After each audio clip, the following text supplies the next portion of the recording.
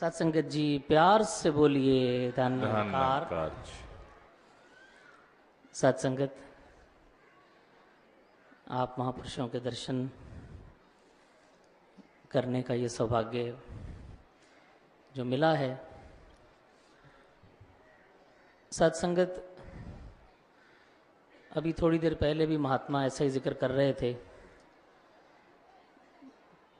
कि प्रभु की कृपा हो तो ये रहमत बख्शिश मिलती है। सत्संगत, दास सुन रहा था, दास के मन में यही विचार आ रहा था कि बख्शिश करो कि प्रभु की कृपा को भी हम अपने हिसाब से डिफाइन ना करें, क्योंकि सत्संगत प्रभु की कृपा ही हो रही है जो कुछ भी हो रहा है। मैंने अपने मुताबिक कुछ चीज़ों को प्रभु की कृपा का नाम दे दिया, कुछ चीज़ों को प्रभु का प्रकोप कह दिया। ये प्रकोप करना तो जानते ही नहीं, इनका स्वभाव ही नहीं है। ये सज़ा नहीं देते, ये सिर्फ बख्शनहार हैं, ये जज नहीं है। मेरी गलती है, मैं ऐसा कह देता हूँ। इनके पास सत्संगत जिसे सरापा कहते हैं, सर से पांव तक सिर्फ रहमत ही रहमत है, सिर्फ कृपा ही कृपा है। ये आए ही दुनिया में इस काम से हैं। अब आगे जो ये अपनी कृपा से अपने ढंग से जो कर रहे हैं, वो फिर कहीं मेरी परिभाषा पे पूरा उतरता है, कहीं मेरी परिभाषा पे पूरा नहीं उतरता। जो मेरे मुताबिक हो जाता है वो प्रभु कृपा हो जाती है, जो मेरे मुताबिक नहीं होता उसका मैं कोई ना कोई कारण ढूंढता हूँ, और कोई कारण ना मिले तो खुद को कारण ढूंढता हूँ, अपने कर्मों को दोष देता हूँ, कोई कारण ना मिले तो परमात्मा पे ही गिला कर देता हूँ, किस्मत को कोस लेता हूँ। किसी न किसी तरह अपने आप को ही उस उधेड़ बुन में खुद ही डालता हूँ, खुद ही निकालने का प्रयास करता हूँ। और मालिक हंस रहा होता है कि तू करता रहे भाई, ये जोड़ तोड़ करता रहे। लेकिन सत्संगत, जो इन सभी सोच विचारों से परे हट जाते हैं, सादा हो जाते हैं, वो बच जाते हैं। बात कई बार सुनने में देखने में बहुत हास्यप्रद लगती है, लेकिन मर्म बहुत बड़ा होता है। आप जानते हैं सत्संगत, हमारे प्रेमी गीतकार जी डफली वाले, वो एक बार, बहुत पुरानी बात है, हुजूर सच्चे पातशाह बरामदे में खड़े थे, नमस्कार चल रही थी। बच्चे उनके छोटे छोटे थे, 3 बच्चे, तीनों बेटों को साथ में लेकर आए। सत्संगत, दुपट्टा भी हाथ में था बच्चे के, प्रसाद का डब्बा भी था। अब वो रोजाना हर वक्त वहां रहने वाला महात्मा अपने परिवार को साथ में लेकर आया था। तो हम सब जो पास में खड़े थे, हमने भी पूछा, क्या बात है प्रेमी जी, कोई खुशखबरी? बस महाराज, बड़ी बख्शिश है, बड़ी कृपा है। बाबा जी के पास ले आए, सत्संगत बाबा जी को नमस्कार कराई, और जैसा उनका अंदाज था बात करने का, अपने बच्चों को कह रहे हैं, कहते बेटा दुपट्टा डालो। हाथ जोड़े, दुपट्टा डाला, बेटा प्रसाद प्रसाद। तो बाबा जी ने पूछ लिया, हाँ भाई क्या हुआ? बाबा जी, आप जी की कृपा से तीनों फेल हो गए।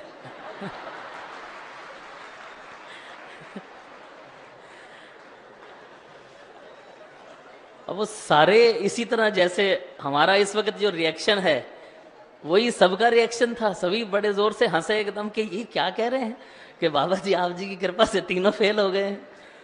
बोला, प्रेमी जी ये क्या कह रहे हो? कहता, पिछले 8-9 साल से अगर इनकी कृपा से पास हो रहे हैं तो फेल किसी और की कृपा से हो गए। ये है प्रभु कृपा, ये है नजरिया सत्संगत, ये है अंदाज। मेरा विश्वास तो ये होना चाहिए कि फेल भी तेरी कृपा से, पास भी तेरी कृपा से। हमने क्या लेना देना इन कर्मों में? तूने वो उस वक्त ये किया होगा, उसका दिल दुखाया होगा, वहां ये नहीं किया होगा। साधारण हो जाएं तो बच जाते हैं। भले ही फिर दुनिया में कुछ चीजें साबित भी हो जाती हैं, कुछ नहीं भी होती, उस चक्कर में हमने क्या लेना देना है। जो हो रहा है तेरी कृपा से हो रहा है, तो फिर ऐसा तो हो ही नहीं सकता। दास को याद है एक बार, बहुत पुरानी बात, जो पुरातन महात्मा इस समय सब यहाँ बैठे हैं वो जानते हैं कि समागम की एक बार समस्या थी। 60s की बात है साथ संगत ये, कि ये युग पलटाना चाहता है। पुरातन महात्माओं को सबको याद होगा, ये युग पलटाना चाहता है, ये समस्या थी। तो दास के डैडी जी शौक साहब स्टेज चला रहे थे उस कवि दरबार की। साथ संगत सबने अपना अपना वो मुशायरे का दौर हुआ करता था। आप सभी उन सभी पुरातन महात्माओं से वाकिफ हैं। कहीं कमला जी हैं, तो कहीं साकी जी हैं, तो कहीं अलमस्त जी हैं, तो कहीं साथ संगत महरम जी हैं, तो शांत जी हैं, तो मान जी हैं। साथ संगत वो सारा का सारा उस तरह हर महात्मा कविता पढ़ रहा है, और पढ़ते पढ़ते साकी साहब का नाम लिया, और उसके बाद अंतिम जो रचना थी वो कमला जी की हुआ करती थी, हम सब जानते हैं। तो साकी साहब ने अपनी कविता, अपनी गज़ल पढ़ने के बाद कह दिया कि मैं ज़हमत सुखन दे रहा हूँ शौक साहब को, कि इससे पहले कि इख्तिताम को पहुँचे, वो उर्दू उनका एक ख़ास अंग हुआ करता था कि आज का ये मुशायरा, ये कवि दरबार ख़त्म हो, कमला जी की कविता से पहले मैं गुजारिश करूँगा कि जनाब शौक साहब आएँ और वो भी अपना कलाम पढ़े। स्टेज पे आए, खड़े हुए, कहने लगे साथ संगत इस वार ते समस्या दे नाल राबता ही कायम नहीं होया। साढ़े बड़े हैरान हुए कि शायद क्यों नहीं, बड़ा जोर लगाया है पर समस्या दे नाल दास दा राबता, कनैक्शन नहीं बनया। ये युग पलटाना चाहता है। इक्को शेर होया है, वो आप जी दे चरना च रख देना। और साथ संगत तो शेर क्या था कि जे ए चावे तां एक छिन भी नहीं लगता युग दे पलटन विच। क्या बात। जे ए चावे तां एक छिन भी नहीं लगता युग दे पलटन विच। हैरान हाँ किद्दां मन लवां ये युग पलटाना चाहता है। वाह। सत्संगत ही हम इसकी तारीफ कर रहे हैं कि जाने जाने में बेइज्जती कर रहे हैं कि ये युग पलटाना चाहता है पर पलट नहीं रहा। ये बहुत बड़ा सवाल है। हम यहां खड़े होकर कहते हैं कि सतगुरु अमन का संदेश वाहक है, दुनिया में अमन फैलाने आया है। क्या उस समय हम ये भूल जाते हैं कि अगर दुनिया में अमन नहीं हो रहा तो क्या ये सतगुरु की हार है? नहीं, सत्संगत दास पुरजोर तरीके से यह कहना चाहेगा कि यह सतगुरु का खेल हो सकता है, हार नहीं हो सकती।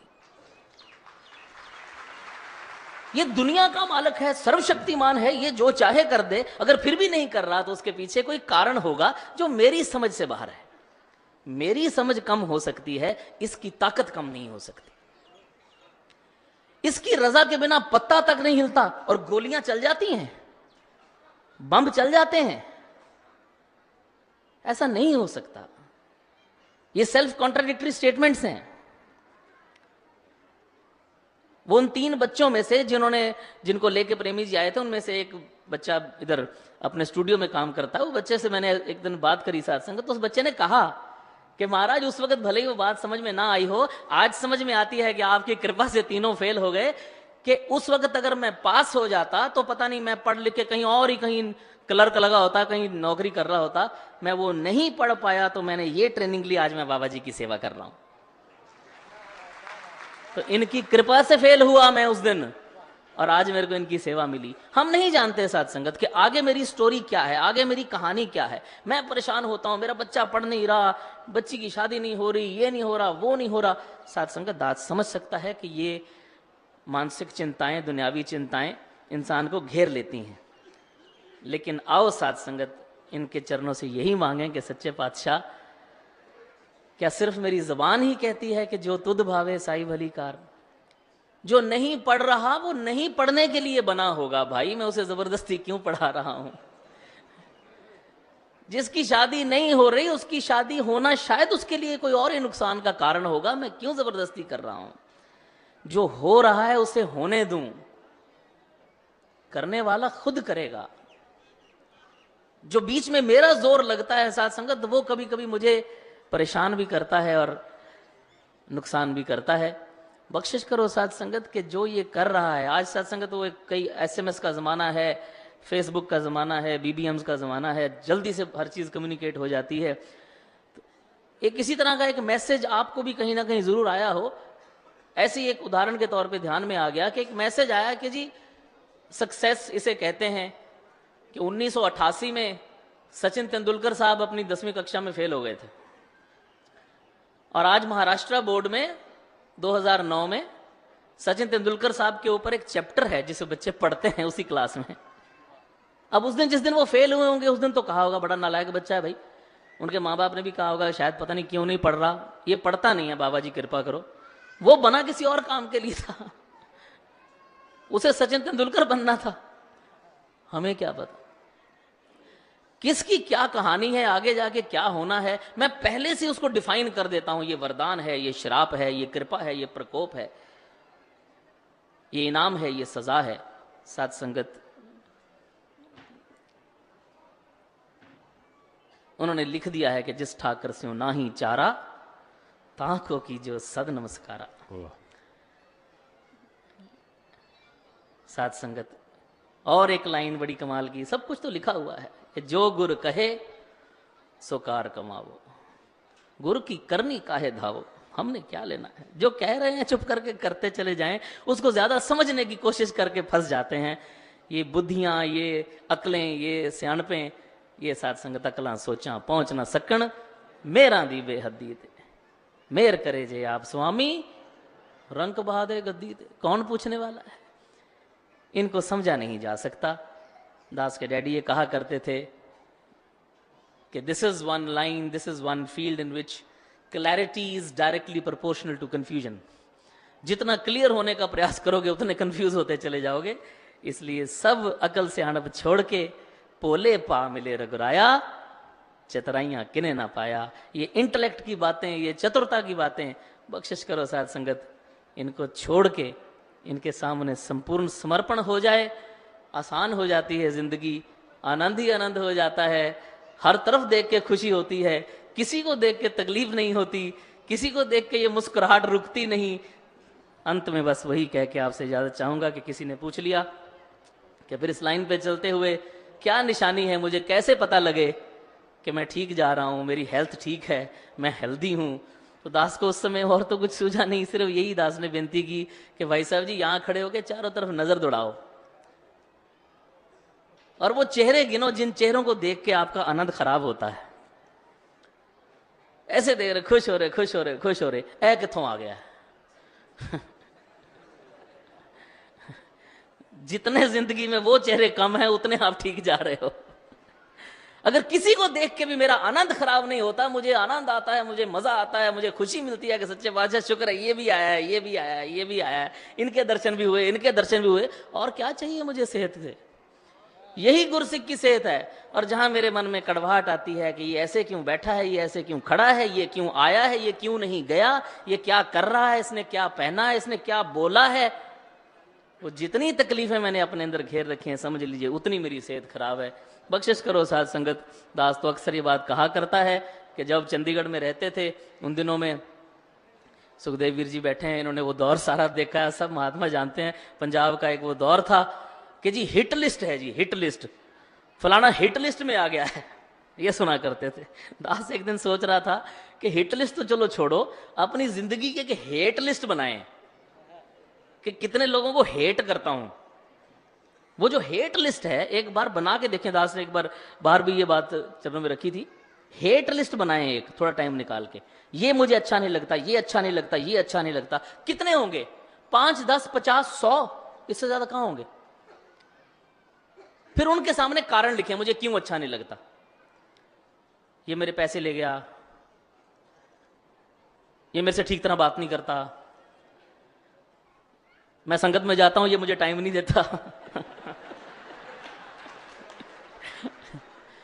ऐसे ऐसे कारण मिलेंगे साथ संगत, यकीन कीजिए ऐसे ऐसे कारण मिलेंगे। इसकी तो मुझे शक्ल ही अच्छी नहीं लगती, उसमें उसका क्या कसूर है जिसकी शक्ल ही अच्छी नहीं लगती। कारण लिख लें सारे एक बार उस हेट लिस्ट में कि कौन क्यों अच्छा नहीं लगता। ए तो मैनू वैसे नहीं चंगा लगता, चलो लिख लो, वो भी लिख लो। उसके बाद साथ संगत ये एक्सरसाइज करके देखिएगा, फिर एक एक करके उस हेट लिस्ट को कम करना शुरू करें। भाई पैसे ले गया, उसकी कोई मजबूरी होगी, बेचारा अंदर से बुरा आदमी नहीं है, छोड़ो काट दो। गाली दे गया, पता नहीं उस वक्त उसका ब्लड प्रेशर हाई होगा, छोड़ो चलो माफ कर दो। महापुरुषों ने संगत में टाइम नहीं दिया, मैं संगत सुनने जाता हूं कि बोलने जाता हूं, महापुरुषों की भी मजबूरियां होंगी। नहीं नहीं, ये भी काटो। इसकी शक्ल ही अच्छी नहीं लगती तो शक्ल उसकी थोड़ी है भाई, उसको जैसी दी गई है वैसी है। एक एक करके उस हेट लिस्ट को कम करें। साध संगत वो जितनी जितनी कम होगी, वो रिक्त स्थान सिर्फ और सिर्फ आनंद से भरेगा, सिर्फ और सिर्फ खुशियों से भरेगा, सिर्फ और सिर्फ रहमतों से भरेगा।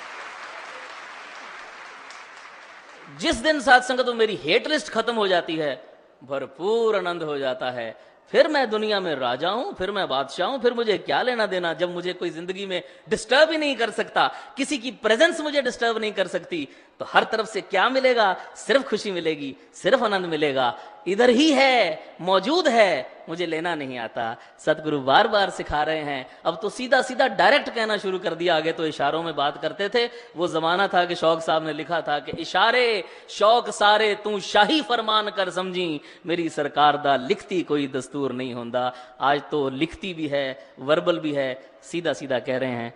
कृपा करो साध संगत, सुन भी पाएं, समझ भी पाएं और मान भी पाएं। साध संगत प्यार से बोलिए।